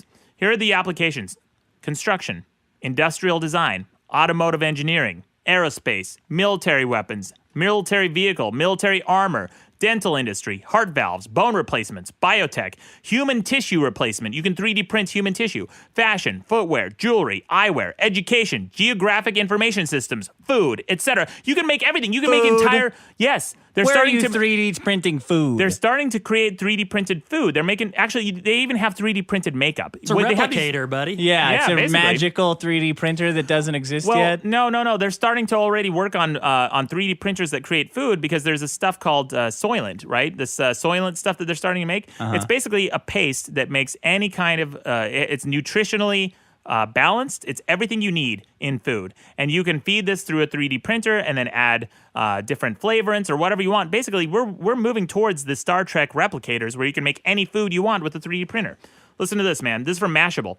A Chinese company harnessed 3D printing technology to build 10 one-story houses in a day. It's cheaper, faster, and safer alternative to more traditional construction. And I What do they looked at how print? they built this. Yeah, what do they print? What do you mean? What did they Like, print? what do they print? The What houses? comes out of the... Yeah, what's the house? They're building concrete walls. It's a a giant 3D 3D printer. printer's Yes. building... Yep. That's not a... That's a 3D printer? Yep. A mechanized concrete pouring machine? Yeah, it's and the way that it does it, Dick. Normally, look. If you wanted to build a house without a 3D printer, You'd have to hire a lot of Mexicans. well, Yeah. say you wanted to build a house the traditional way. Right. You'd pour concrete into basically put up two slats, like two pieces of plywood, so that you could hold the shape of the concrete. You put I-beams in it to give it a little bit more structure, and then there you go. There's your house. There's your concrete wall, and that takes a lot of time. That takes a lot of labor. The way this does it, it creates those ridges, just like in cardboard, inside the concrete walls. So basically, it's creating a wall that is way more fortified and stronger than anything that a human can build in the same amount of time. It is absolutely phenomenal technology. So what is a 3D printer then? Like what? Because that sounds like a house building machine. A 3D printer, I mean, it is. That's the beauty of But 3D when I printers. think- You can make it as big as you want. Yeah, I guess. I always thought it was those like stupid plastic things where it's building one layer of plastic at a time. If we're talking about anything that you can build that comes out of it. Yeah, anything, Dick. It doesn't seem like it should be called a printer. No, it right? doesn't Is that think what- like it doesn't seem like it should be called a 3D printer. Well, what it is it's taking a design that's a 3D design and then just adding line by line by line. And by the way, Dick, when you're welding, the strongest welds are the ones that build little lattices like that. I don't know if you know much about welding. My dad was a welder. So he still welds. His welding certification, I forget what it is, but it's basically Navy grade. And Navy grade welders are the best in the world, man. They make welds that are stronger. Like if you had a plane wreck, whatever, and you had these welds the type of welds that my dad makes, those are the only things that stay rigid and they survive any kind of wrecks usually. They're the strongest points, and the way they work is by creating little lattices inside the weld. They melt the metal into certain shapes that create lattices, and lattices are really strong in structures in nature. 3D printers, by nature, by the way that they print things, create lattices that are exactly like those of strong welds. So it's creating products that are incredibly strong and durable. What else you got besides the house? Well, What's another example of something that I don't think a 3D printer is? So the Sonic the Hedgehog that they sent, that our fans sent last episode or a couple episodes ago, that one is made using a traditional 3D printer, which is just doing lines of some plastic or something, right? In certain granularity. So you can see little ridges on it. This is like first generation 3D stuff. This new company is working on this 3D printer that can create objects in under an hour of any complexity with holes inside them, any number of holes, any number of, like basically down to You hooked me with holes. Almost down to the atomic level, almost, where they can it's really interesting technology. It's basically like a sonar that shoots waves into a fluid, and this object comes down into this plastic mesh or whatever the material is that you're printing, and just pulls out this incredibly complex object, as complex as you want, no manufacturing limitations. And the weakness of traditional manufacturing is you have two parts of a cast, right? Okay. So you want to make, it's almost like an egg, like an Easter egg. If you wanted to create an egg-shaped thing in manufacturing and you wanted something inside of it, you have to have a seam, because you have to make two parts, fill it with a cast, glue those together somehow, and then put the object inside it, then glue them together somehow. With 3D printers, you don't need to have that seam. It's way more structurally secure. I still don't know what I'm going to make with it. Guns. You can make guns with 3D printers. You can make you can make headphones. Right. You are right. Mm-hmm. You can make phones. You can make any object you use, buy, or need, you can make in a 3D printer. You can make guns though. Yeah. And by the way, Dick, I'm working on a huge video about the gun debate. Yeah. And this is one of my central arguments. The gun debate is over because we now live in an age of 3D printers. Well, I know I've heard that argument a lot. I've read it, and when I first saw it, I totally agreed with it.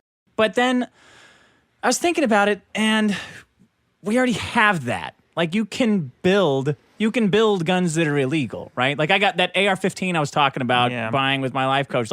It has, because we're in California, it has this stupid bullet guard around the magazine release, right?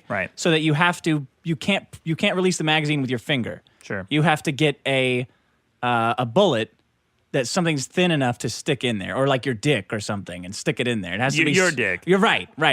You have to stick it in there to release the magazine. Right. It's illegal. I don't know if I don't think it's a felony, but it is illegal for me. I think it might be. It's illegal to cut that guard off. Right. So I can just press it. Yeah. It's illegal for me to put a magnet on the button inside so that it sticks out so I can just press it. Yeah. Like, it's illegal to subvert that in any way. Yeah. So what I'm asking is, we can already have illegal, like it's already illegal to have these things that are readily available. I don't think the 3D printer is going to change the gun debate for that reason. You know, I wish it would. Dick, I got to ask you a question. Yeah. So you brought in lenses as your solution last episode? Right. Did that include metaphorical lenses, like the ones you need for your metaphorical myopia that you're suffering from? Because here's what you're not seeing, Dick. I'm 3D agreeing printers, with you. I don't know why. I mean, no, you're saying what the difference here? The difference I think that you're glossing over is that 3D printing is democratizing manufacturing. We are no longer talking about people buying parts on eBay and modifying their guns and making guns and their kits at home that takes weeks. We're talking having a fully functional gun or product or shoe or whatever it is in under an hour. And here's the other thing, Dick. You think that made in China is a big problem, right? We talked about this in a couple episodes ago. 3D printing is going to start the end of manufacturing in China. China's a big superpower. They're starting to become a superpower now because they monopolize manufacturing. They make it cheaper than anyone else. But if you put 3D printers in people's houses and they become as common as regular printers, and you're able to just print out any little trinket or device that you need, guess what's going to happen to China's industry? The rubber dog shit factories will close. Yeah, that's true. I'll be printing those all day. This from Bloomberg. Of course, not everyone is sold. This is an article. It says what 3D printing could mean for the world's manufacturing industry. Excuse me, for the world's factory of China. Of course, not everyone is sold on the big promise of 3D printers, which builds objects by laying down thin layers of molten plastic, one on top of the next. In June, South China Morning Post reported that billionaire Terry Gu called the printing technology a gimmick. This is a guy, a huge manufacturer in China. Seems like a gimmick. No, he's saying that because he sees the writing on the walls. You might expect that from the founder of the world's largest contract manufacturer of electronics, the Foxconn Technology Group, Hanhai Precision Industry, which has huge factories in China. The company didn't respond to a request for comment. So China sees the writing on the walls here. Not just China, but this is any manufacturing that we do anywhere. It's going to democratize manufacturing, Dick.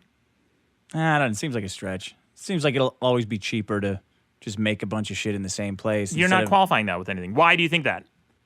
Instead of printing it out of thin air? Why do you think it'll be cheaper? Are you kidding me, Dick? You're not paying any more for overhead and inventory and shipping costs. All you need is the raw materials. How is that going to be any cheaper? Like, you cannot possibly make it cheaper. In fact, they have a 3D printer that 3D prints makeup. And this is a huge, huge thing in the makeup industry, in the cosmetic world, because this woman designed this makeup printing device, and it takes the same exact raw materials that all the industry uses. Doesn't matter if it's Clairol or Revlon or any makeup manufacturer, any cosmetics manufacturer. They're all using the same stuff to give you the same makeup because it's really hard to get FDA approval for your own unique thing, right? And it's very costly. So they said that the only thing that makeup manufacturers have are colors. They said that they have a monopoly on colors. They have a patent on colors. They trademark certain colors, right?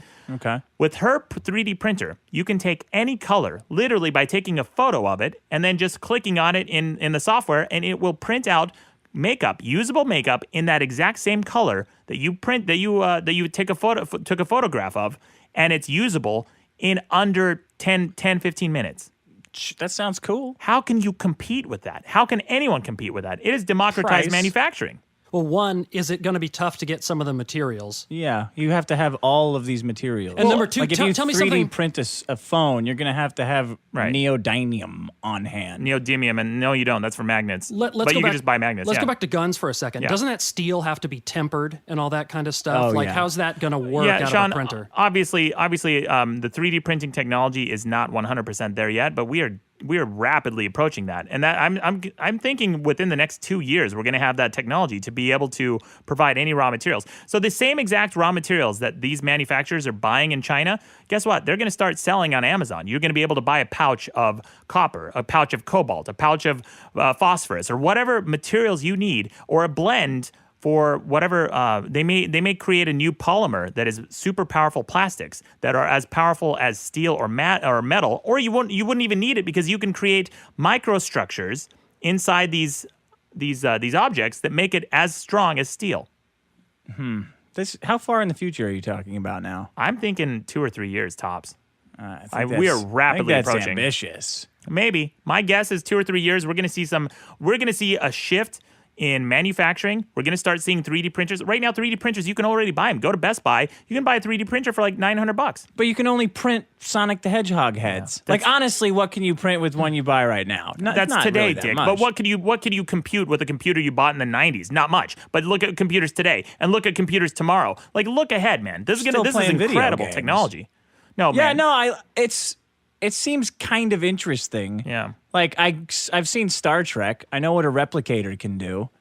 It just seems so expensive to have a box that prints cell phones. Three little words for Dick. You know what? Synthahol.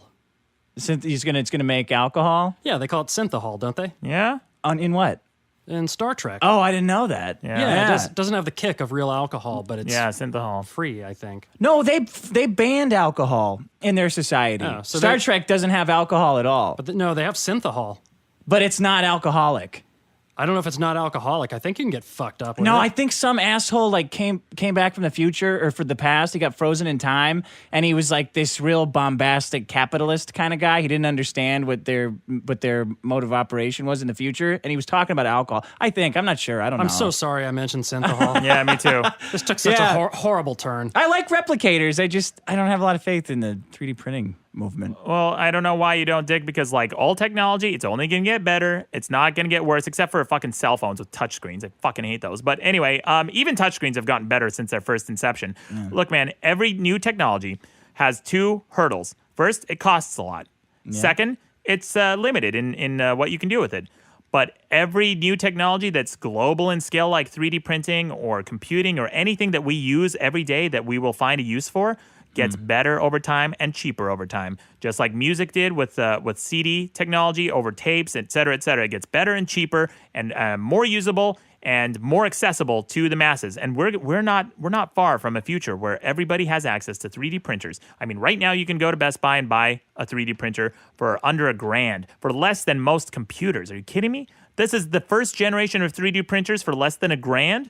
We're rapidly approaching a future where 3D printers are going to become accessible to the world. I still think there's probably some unforeseen roadblocks. Cost. Well, it's cost. Well, it's never going to be cheaper to but make also a those cell materials phone. like phosphor. You could potentially make a bomb with some of the pouches of shit you could order on the internet. So I think Homeland Security is going to have something to say about that. It's illegal to have weed, and you can just throw seeds outside and have that. Yeah. Having 3D printers, I really don't think. I wish it would solve the gun debate, but I don't think it's going to have a big effect on it. Well, just because of that. That's fine, Dick, but you can't outlaw data. Like you But can. you can. You can't. Well, yeah, but look, they've been trying to tackle the issue of copyrighted movies. They can't even get us to stop downloading copyrighted movies. How are they going to stop us from downloading data? We can download the prints for a gun, or you can download the prints for a phone, whatever you want. And by the way, Dick, it doesn't have to be all or nothing. We're not talking about printing a phone from scratch at home that's usable. You can buy a base component that still has the circuitry and stuff that you can't print at home. Yeah. Like Google is developing this phone. I think it's the Google One or something like that. It's a phone that is modular. So you can add any modules that you want to it, and you could 3D print those modules if you wanted to. I saw that. Cool idea, but it's just like, what the hell would I ever use this for? Well, that's how I feel about 3D printing. That's what Apple users say. Like, what would I use it for until it comes out and everyone's using it, and you're like, oh, I get it. What, Apple 3D printer? No, any new technology with iPhones. Like you point out something that iPhones don't have, like the task killer. Like I pointed out a couple episodes ago, and we got in this huge Twitter debate with this moron. Not we. I don't get in Twitter debates. Well, I did. People. Yeah. Anyway, man, it's something that is exciting. It's on the horizon, and I think that it's going to change the world in ways we don't even foresee. I hope so, because the world sucks. Well, I hope it changes for the better. All right, my last solution to round out the season. Yeah. Actually, now that I say that out loud, I wish I'd brought in a slapdick solution. But because this one's actually a good one. Okay. Flight. Oh. Flight. Dick, I think for the first time in a solutions episode, I'm going to give you one of these. Yes. Yeah. You earned it, buddy. Thank God. Yeah. Oh. Fuck, we should have brought in porn savers. Oh, shit. You want to just do porn savers? We can throw that on as a bonus. A bonus to this? Yeah, as a bonus solution to this. Okay. So do flight first, and then we'll do porn savers. Do I really need to prove flight? Imagine spending 3 months sailing a ship across the Atlantic Ocean with a bunch of dudes who are probably all assholes. Like, this is the 1800s, remember? To do what? So you can go work at a farm in a place that's pretty much the same as the place you just left? It's really disrespectful to slavery. I was talking about indentured servitude, Sean, but if you want to imagine it that way, that's fine. I know what you were talking about. Yeah. Today, you can fly across the Atlantic in a matter of hours to spend time with a bunch of assholes that are just like the place you just left. Yeah. Right? Come on. Change the course of human history. The start of space exploration and space flight because of the airplane, because of flight in general. What was the first airplane? The Wright brothers, you mean? No, it wasn't the Wright brothers. Who made the first airplane?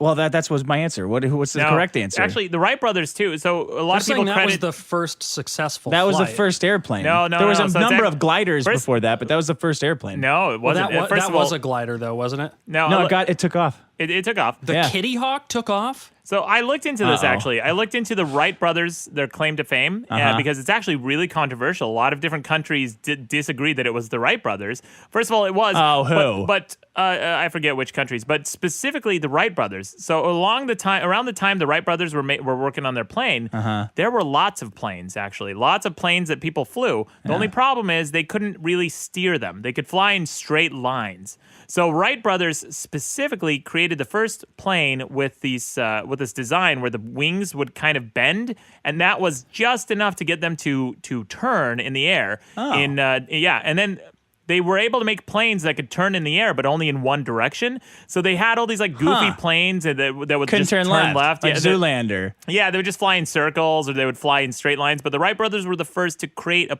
a plane that was steerable in the air. And that was a huge innovation. That's actually what they're credited with. But that's controversial. There's a lot of people who disagree with that. Huh. Yeah. Well, I'll tell you who the first guy is who fucked it up. It was King Bladude. An English Bladude. King Bladude. He Bladude? He sounds like your man. Bladude. well, he's a cool guy. I'm sure he'd have been fun to hang out with. What did he But he do? was killed. He also practiced, in addition to being a king of England, apparently, he practiced necromancy and communication with the spirits of the dead. Legend said he used necromancy to build a pair of wings attached to his arms, and he made an attempt to fly at the Temple of Apollo while wearing the wings. That's funny. But he fell to his death. That's the funniest thing ever. Is that the guy who fell off the the Eiffel Tower? No, this is in 800 BC. Oh, long time. I remember the guy you're talking about, though. There's nothing like a failure of flight, right? That's tragic, man. They filmed that. That was like one of the earliest recordings, like first recordings in human history. Yeah. Was this guy jumping off the Eiffel Tower? Because even back then, Nailed it. people in like the 30s, the late 20s and early 30s, like when the cameras were really rare and difficult to use and difficult to come by, but they're like, oh, we got to record this. We got to film this shithead. Yeah, they all know it's not going to work, right? Yeah, Like they're this is we got to throw this on YouTube. Yeah, Let's check this idiot on YouTube out. in like 70 years or 100 years, whatever. Yeah. Real quick, I was thinking of the Wright glider. You're right. It's the predecessor to those powered flyers.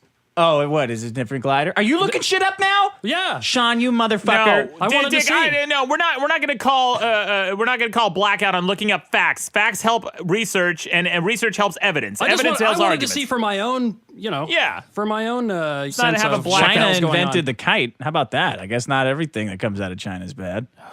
Yeah, apparently. Last year, 3 billion people flew safely on 36 million flights, and there was only 81 accidents. Can you believe that? All those flights? Yeah. I remember a teacher of mine in, I think, 4th grade said, we were talking about a big plane that crashed. I think it was like Pan Am or something, way back in the day. And he said that the reason people talk about it so much, like the Malaysian flight, what was it, 79 or whatever? The Malaysian flight that got lost. The reason people talk so much about missing flights is because it happens so rarely.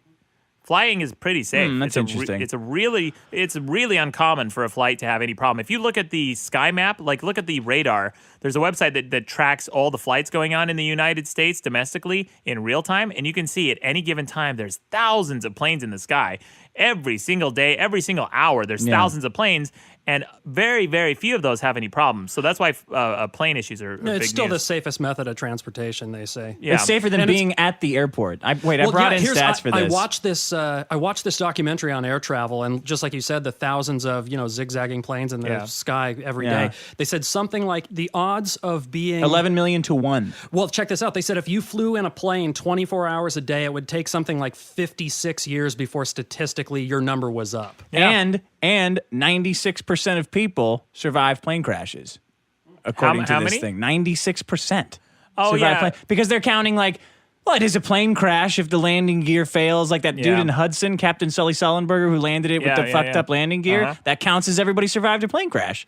So, and that happens when that, sorry, go ahead. Oh, I was just gonna say I have an interesting story on one of these famous plane crashes. So, you remember seeing that video of the plane that had a problem with its landing gear at landing in LAX? This was probably about 10, 12 years ago, something like that. This plane's landing gear was crooked. So instead of being parallel with the runway, it was perpendicular to it, like a 90-degree angle. And they were trying to frantically figure out how to solve this problem because these passengers are in the air. They know their landing gear's fucked. How are they going to land this thing? And so they quickly came up with this plan to solve this problem. They said, well, just try to land on your back wheels and then just kind of ease on the I saw this live. Yeah. No, I was watching this with a friend of mine whose dad was a pilot. Yeah. Yeah, it was awesome. You remember that video? Oh, yeah. We'll link to it on the website. But this video, this plane landed. The pilot did this incredible job. He just barely touched down on the nose and just like eased onto it, and it like started burning the stem that the landing gear was on to the point where it was like so close to like touching the cabin. Turns out my friend's wife, a good friend of mine, his wife was on that flight. And they were so like, sometimes a good thing is a bad thing, you're saying. what are you what? Right? Oh, no, dickhead. But they said that on the flight, they were all watching CNN. So in real time, they great. were watching themselves land. It was crazy. Yeah. Getting high on oxygen. You know, Dick, I got to ask a question. This is kind of Sure. a philosophical question about flight. Oh, wait, let me get to the stats first. Yeah, Ask do the it. philosophical one, but it's because I brought them in, and when I don't want to waste the stats. 1 in Don't 5,000. waste the stats. 0.01 deaths per 100 million passenger miles in great. airplanes. Cars is 1 fatality per 100 million. So it's 100 times safer than cars. Yeah. And bikes are about 100 that? times safer than that. I don't know. I don't have stats on that because no one cares about bicycles. Yeah, I don't know. But without flight, you wouldn't have any kind of space travel. It's not, it's not a coincidence the shuttle looks like a big plane. Yeah, it was a stepping Air-assisted stone. launch is Yeah. a big deal. Yeah, it was a stepping stone. I'll give you that. Yeah, there you go. So we have, so the first flight was kites, China. You have China to thank. And Yep. rockets, actually. The first rockets were China, too. Yeah. Huh. Shipping. Air Sounds like China's transport a big carries 0.5% of the volume of the world's shipments. How much? 0.5% That's not a shipped lot. through the air. However, that cargo is 35% of the value of shipped goods. That's a lot of value. That's such an obfuscated way of saying that there's value. I mean, man, you don't have to sell me on flight. I think it's Wait, great. you don't think that's interesting? That like such a small amount of shipped goods are worth so much? I mean, 35% relative to what? Like, what's the rest? Shipped with cargo. Okay. Shipped with boats. And All right. how do you don't that's not interesting at all? That's not impressive at all. So 0.5%. That's not even interesting? I mean, nah. You could have said 60%. Would 60% be more interesting than 35? I don't know. It's just a number. Well, it doesn't mean anything to me. I don't have any context. Well, imagine the goods that are being shipped around. Yeah, then, like, electronics. I don't know. Man. Right.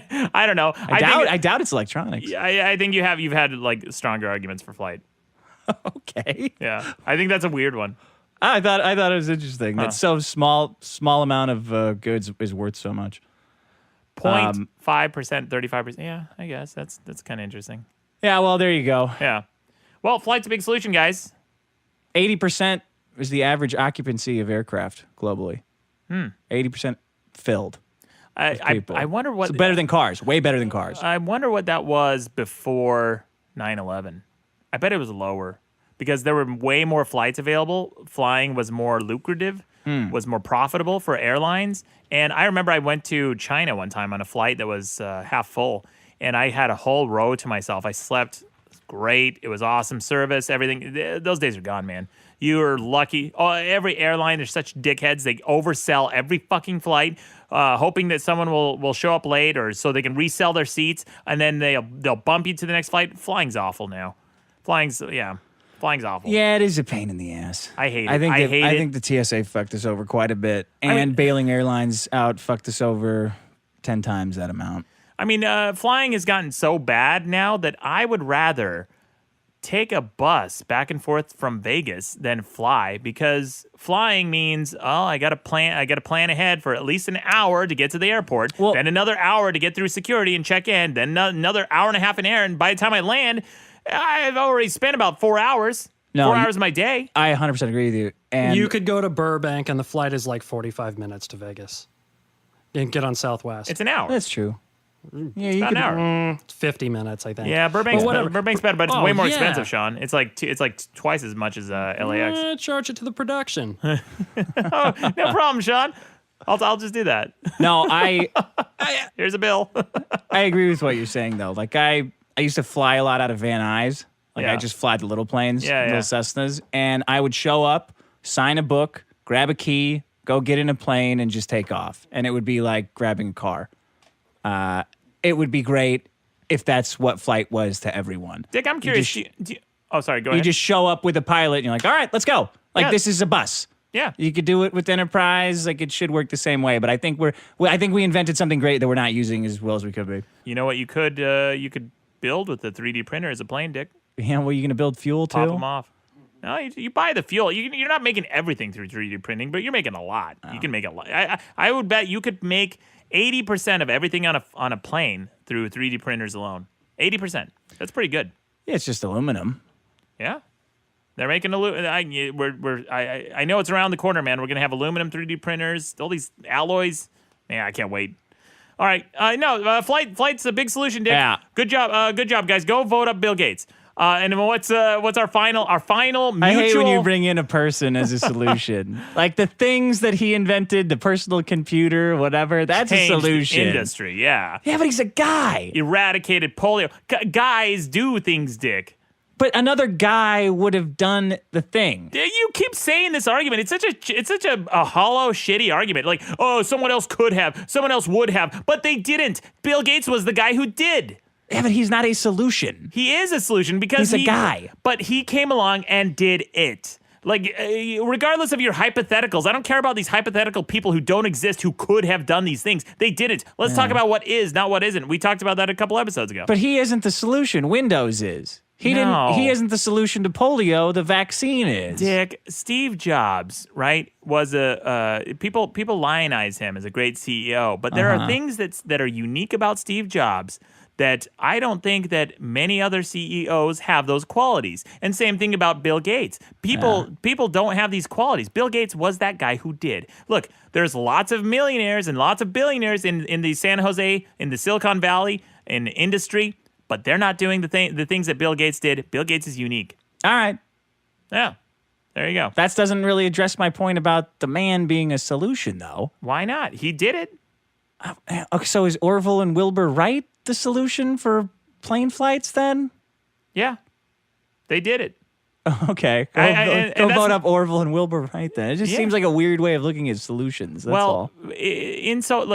Only insofar as they are unique. If they were doing something that everyone else was doing and they just happened to be the first, right? That's not that impressive. But if there is something unique about the way they solved that problem or unique about the way they approach that solution, then they are the solution. Because they have that ingenuity that most people don't possess. Well, it's your solution. If people want to vote up people, then good for them. So, Dick, we got our first ever mutual shared solution. Porn savers? Porn savers. Or should we save it? Should we bring this is a long this is already 2 hours, man. Is it really? Yeah, let's bring it in a new season. Oh my gosh. Let's bring it into the new season. All right, ushering in the new season, guys. Porn savers. There you go. So we'll end it on that note. So for our final episode of the first season, thanks again for subscribing. I have Bill Gates and 3D printing. I have lifting and flights. Awesome. Okay, great. Flight. Excuse me. Flight. All right, guys, thanks again for supporting the show. We really appreciate it. Tune in next season. We got a lot of exciting stuff coming. Go to the gym, you fat fuck.